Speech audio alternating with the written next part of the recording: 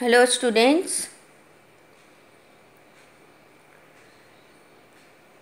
how are you all? Have you practiced the PT1 course, quadrilateral and construction of quadrilaterals? Hope you have done everything, all the homeworks, assignments, you have maintained everything in systematic way. So let's start today with half yearly course. Clear? So in your half yearly course, the first chapter is area of trapezium and polygon. Two chapters are there. More one is compound interest. Clear? So let's start with the first chapter. This is the area of trapezium and polygon. Clear? Now all of you know about the polygon. What is polygon? Polygon is a what? It's a closed plane figure made up of line segments. Clear or not? Mind it, made up of line segments, straight line segments, closed plane figure.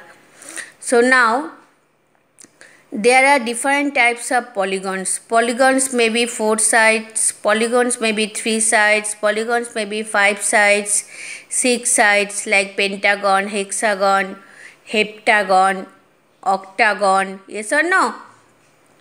So before I start with the area of trapezium and polygon, trapezium is also a polygon. It is made up of what? 4 sides. Clear? So before I start with the trapezium, here some more other polygons are there, but this circle is not the polygon because it is made up of curved line. Clear? Polygon always it is made up of straight line segments. Mind it. Now here for each polygon, area and perimeter I have written here. These are the formulas. Now from these half yearly course, these all chapters, whatever the rest of the chapters you will get for each term, in each chapter you will get lots of formulas. Clear or not students? So you have to remember those formulas. Clear? Now here name and first rectangle, its area perimeter is 2 into length plus breadth, you know all of you, and area is length into breadth. Clear? Area, do you know what is area? Area, you know? Area means any object or whatever here it can take you shape. It covers the place, means total place how much it covers, it is its area. Clear? Now suppose it is the rectangle. Here in the rectangle there are two length and two breadth. Yes or no? You know in the rectangle opposite sides are equal and parallel. So if you have to find out the area of rectangle, if you consider one length and if you consider one breadth, if you multiply one length and one breadth, then you get the total area of the rectangle. And one thing always remember, which is very important, when you will write any unit of area, it must be in square units. Square, why? Because it is multiplied. That means one length and one breadth you are multiplying in for every case. Clear? Each and every case.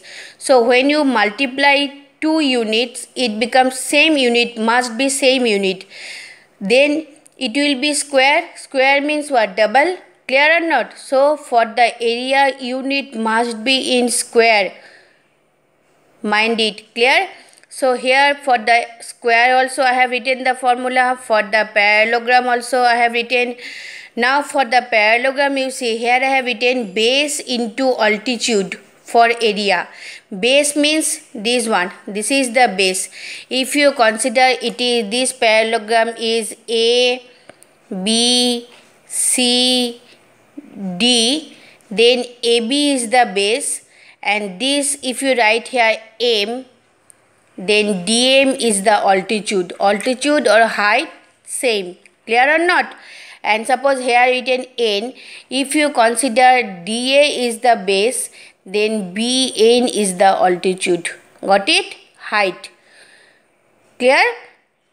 Now for the triangle, for scalene triangle, perimeter is different, area also different if the sides are not same. Clear?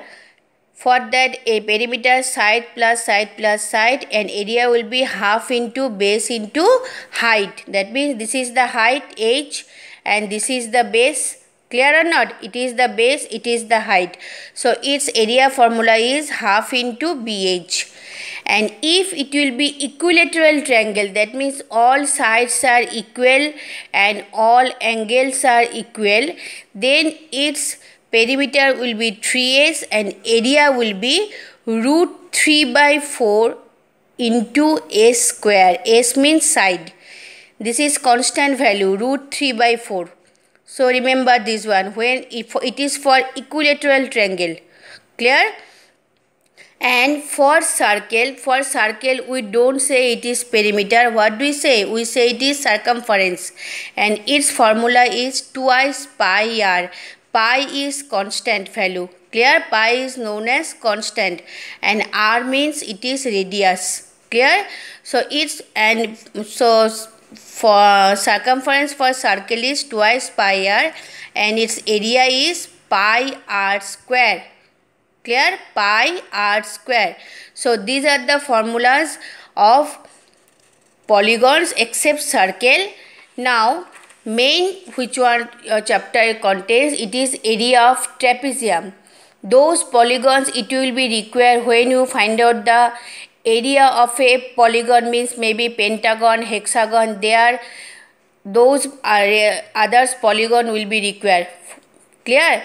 Now if you have to find out the area of trapezium directly, then you have to apply this formula. Area is equal to half into B1 plus B2 into H.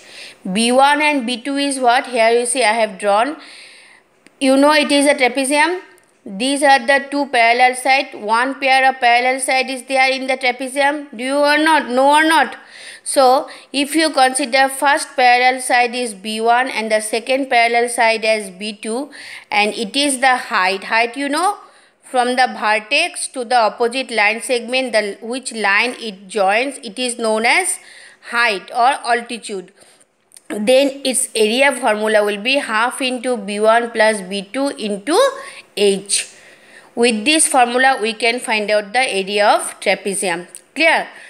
But here more one is there, isosceles trapezium. Isosceles trapezium means what? Here I have written two types of trapezium is there. One is general trapezium, one is isosceles trapezium. Isosceles trapezium are those trapezium whose non-parallel opposite sides are equal and base angles are equal. Non-parallel means these two are the parallel sides. It's parallel. But these two are the non-parallel. Clear or not? But it will be equal. Non-parallel sides will be equal and its base angle. These angles are known as base angles. If a trapezium whose non-parallel sides are equal and the base angles are equal, that trapezium is known as isosceles trapezium. Clear? More one is there, area of rhombus. If you have to find out the area of rhombus, then you have to apply this formula. Half into D1 into D2. D1 means, D means diagonal. You know in the rhombus there are two diagonals. Clear or not? For any quadrilateral there are two diagonals. So if you apply this formula, then you will be able to find out the area of the rhombus. Half into D1 into D2. That means first diagonal you consider as D1 and the second diagonal you consider as D2. So this is the formula. Clear? Next one topic is there, regular and irregular polygon. Two types of polygons are there, regular and irregular polygon. Which polygons are known as regular polygon? See the definition, what I have written. A regular polygon is a polygon with all its sides and all its angles equal. That means every polygon is not regular polygon. Particularly those polygons are known regular polygon whose all the sides and all the angles are equal. Like square. See, I have drawn the figure. Square, all sides are equal and all the interior angles are equal. Hexagon, all sides are equal and all angles are also equal. Equilateral triangle, all sides are equal, all angles are equal. So these are the polygons which are known as regular polygon. Clear? And irregular polygon is just the opposite one, whose angles and sides are not same. It may be of different measurement. Clear? So these are the formulas and of different polygons. So first you have to remember, practice these formulas. Clear? So what you will do in your copy, before you start the chapter exercise, first these things you will note down in your copy. Clear or not? Next you will start with the exercise. Now in the next video I am going to start with the exercise. Have you understood, everyone, about these formulas, about these polygons? Clear? Thank you.